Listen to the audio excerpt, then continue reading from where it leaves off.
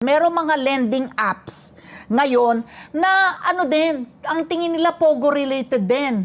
Dahil kapag hindi ka nakapagbayad, no, kapag hindi ka makapagbayad nung iyong inutang dito sa online na mga lending apps na to, talagang grabe yung harassment. Harassment, tapos Para lang lahat. ikaw ay bayaran mo sila, ang gamit nila AI. So they will generate AI images of you na nakahubad. Ako? AI-generated na mga nude photos sa meron kang kasamang lalaki. Yan ang gagamitin ngayon sa'yo na panghaharas para ikaw ay magbayad. Bago ito, Sir Winston. Yes, ma'am. May na-neutralize po kaming online lending application. Gawa na may natanggap kaming 3,000, mahigit 3,000 na complaints na sila ay hinaharas ng mga lending applications na mga ito.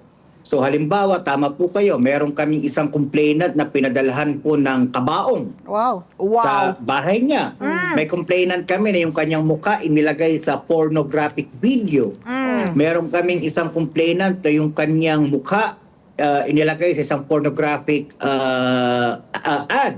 Oh. So, napakalala po ng problemang ito. Kaya meron tayong kinasuhan na 114 na mga Pilipinos po na nandito po ngayon sa aming temporary detention facility sa paglabag sa Data Privacy Act, Truth in Lending Act, Financial Products Protections and Service Act, at dalawa pang ibang kaso. So, kaya hindi po sila makapagpiyansa sapagkat yung inabot po dahil 5 kaso po itong isinampa namin sa mga Pilipino na mga nanghaharas sa mga kababayan nating umuutang sa mga online lending, umabot po ng 250,000 yung kanilang babayaring piyansa.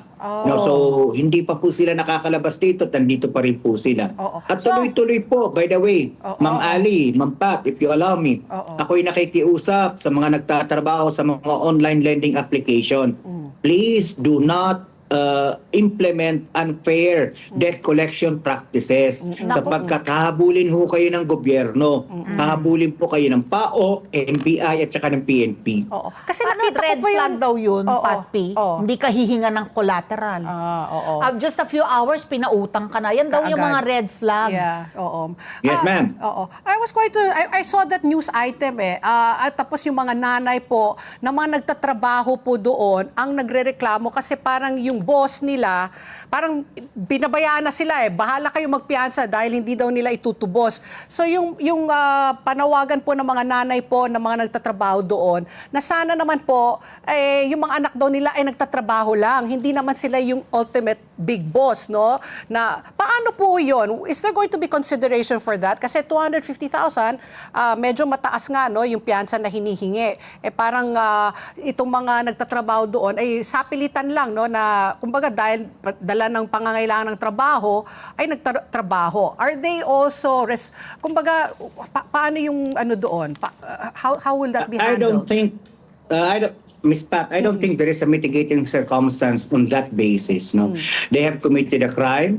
They have violated the provisions of the laws that I have enumerated. So they have to answer for it.